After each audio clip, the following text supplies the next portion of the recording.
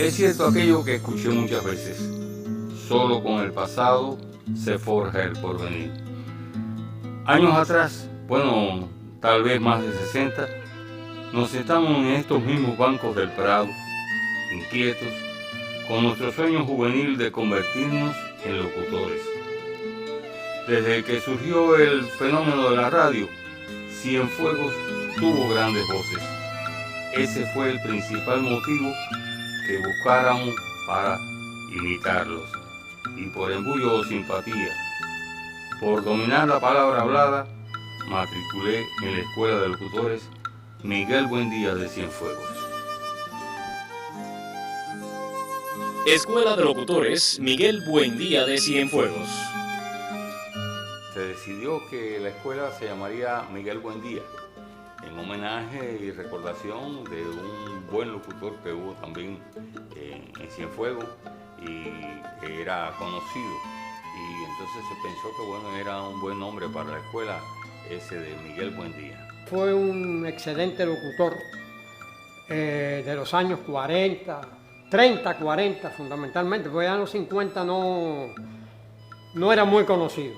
Cuando ya yo empiezo a tener conocimiento de la radio, empezar a conocer locutores y eso, ya él no estaba en activo, parece. Pero fue, según tengo entendido, un magnífico locutor, y basado en eso es que se decide ponerle a la Escuela de Locutores de Cienfuegos Miguel Buendía. En esa época uno comenzaba a espiar. Las muchachitas se daban cuenta cuando se nos iban los gallos al hablar. La voz se nos ponía más linda, grave. Y le pedían a las profesoras que nos pusieran a leer versos, mientras ellas se sorprendían. Mi abuela también se sorprendía y decía: «Hey, ¿escuchaste a mi nieto? Tiene voz de locutor». Y sí, cuando uno se lo toma en serio, va y se esconde.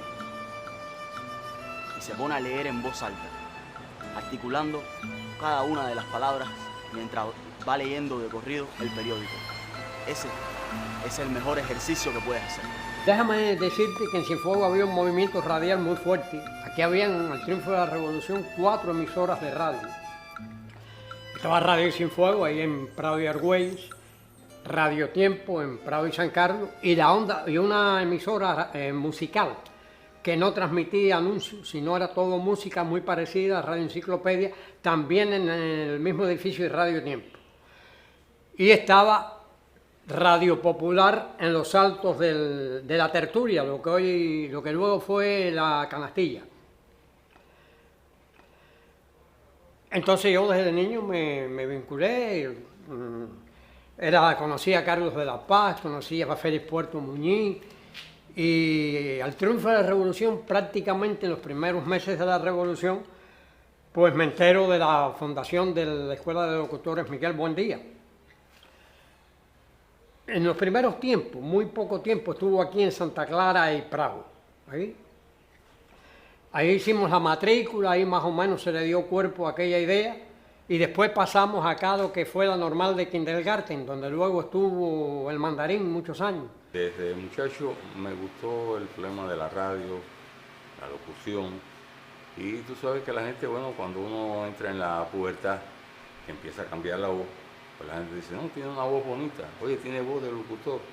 Y no es que yo me lo crea, pero bueno, realmente creo que tengo una voz que no es desagradable.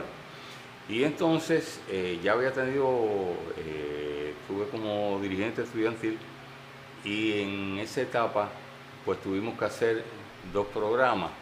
En la W en Villa Clara hicimos 2 programas. Y cuando digo hicimos es que lo escribíamos, muchas veces lo hacíamos de locutores, otras veces de animadores.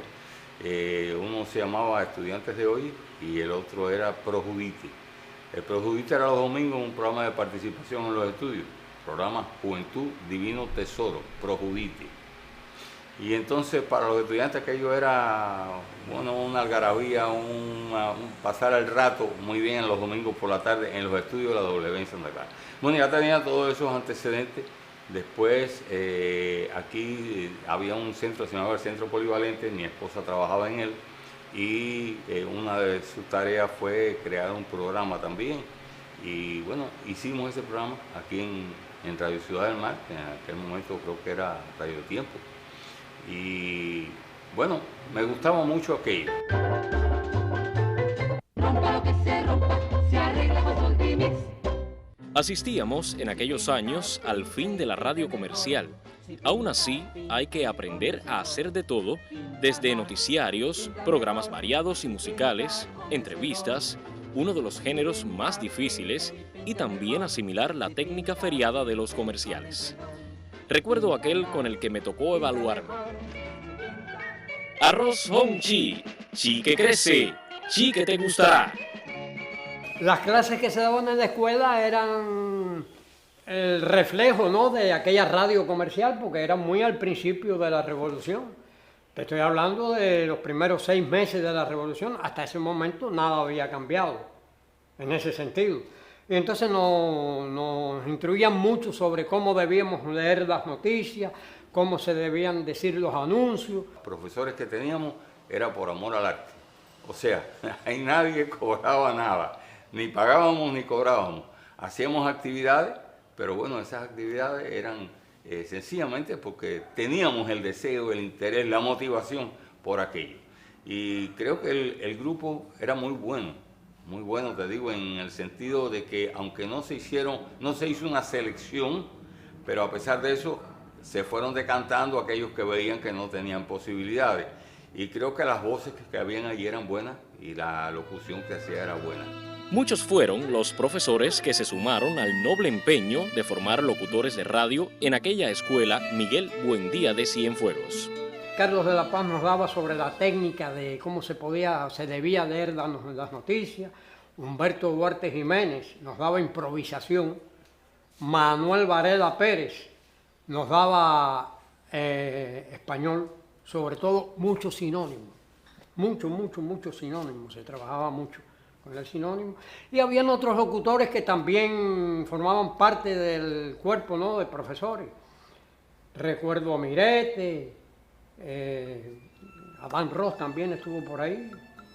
Además, Carlos Gárate, Loli Dorticós con su español perfecto, el profesor Ernesto Cuartero, que impartía geografía, porque un locutor debe conocer el mundo, y un exigente locutor de Radio Tiempo, Eddie López, que impartía inglés y dicción.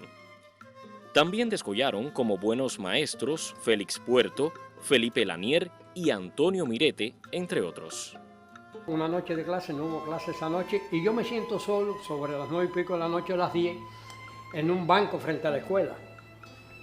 Y se me presenta a todas las luces un guajirito, flaquito, muy educado, preguntándome que si yo sabía dónde estaba la escuela de locutores. Yo digo, sí, ¿cómo no? Mira, la escuela de locutores está ahí enfrente. Y sabes, porque a mí me interesa mucho la locución, yo quiero ser locutor. Bueno, mira, entra, pregunta por Juan Varela, que era el secretario de los actores, y habla con él, a ver qué te dice. Y él entró.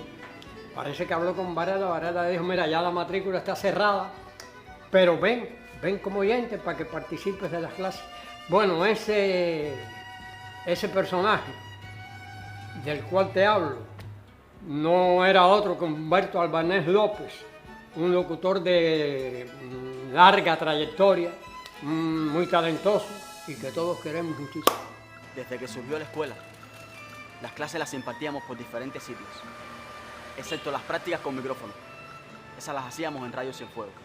Antiguamente, La Voz del Inter, según sus siglas. Ahí estuvimos batallando 2 años. Las clases eran muy amenas, muy interesantes. Y las prácticas las hacíamos en una pequeña emisora que estaba en lo que es ahora Copelia. Era un bar cafetería que se llamaba El Palais. Y al lado había una pequeña emisora, pequeñita.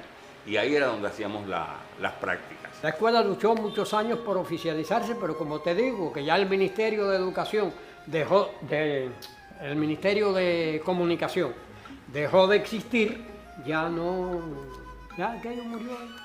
A pesar de que recuerdo que Varela y otros compañeros hicieron muchas gestiones para que se oficializara, pero bueno, ya no tenía sentido ya porque todo iba tomando otro curso, ¿no? La escuela nos sirvió a todos, como habíamos hablado, en cuanto a mejorar la dicción, en cuanto a la entonación, en cuanto al timbre de voz, o sea, todas esas cosas que precisamente trataban de ayudarnos a que los mejoráramos allí. Primero me ayudó a vincularme con esos importantes locutores, porque eran locutores de calidad. Aquí en Cienfuegos había un movimiento de locución de mucha calidad y bastante masivo.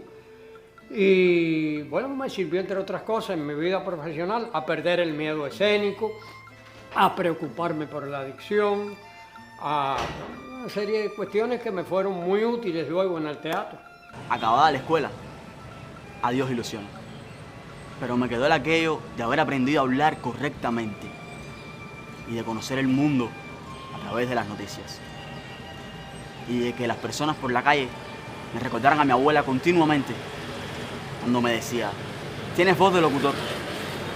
Y yo sonreía en silencio y respondía: sí, claro. Pasé la escuela de locutores Miguel Buendía de Cienfuegos.